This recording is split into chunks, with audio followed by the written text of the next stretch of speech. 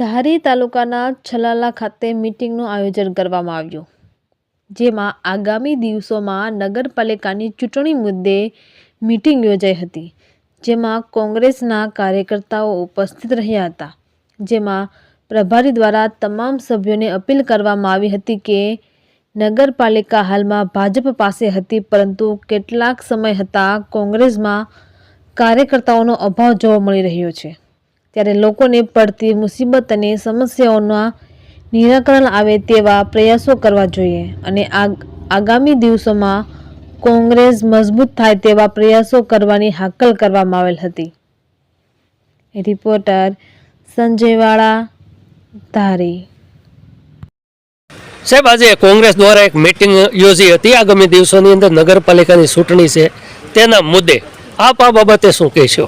આજરોજ ચલાલા નગરપાલિકાના ચૂંટણીના સિદ્ધાંત આપણા જે ગુજરાતના સહપ્રભારી માલવીજી તેમજ અમરેલી જિલ્લાના પ્રભારી રાજભા અને નગરપાલિકા ચલાલાના પ્રભારી ચેતનભાઈ ખાચર આવી મિટિંગ લીધી હતી અને નગરપાલિકાના ચૂંટણી લક્ષે માર્ગદર્શન આપ્યું અને કઈ રીતના આયોજન કરવું અને અમારા સૂચનો સાંભળ્યા અને અમારા સૂચનો જે છે એ પ્રદેશ લગી પહોંચે એવી વિનંતી કરી છે અને અમને બાહેંધરી અને વિશ્વાસ આપ્યો છે કે તમારા પ્રશ્ન પ્રદેશ લગી પહોંચશે અને આવનારા સમયમાં નગરપાલિકા અમે જીતશું, જીતીને બતાવશું.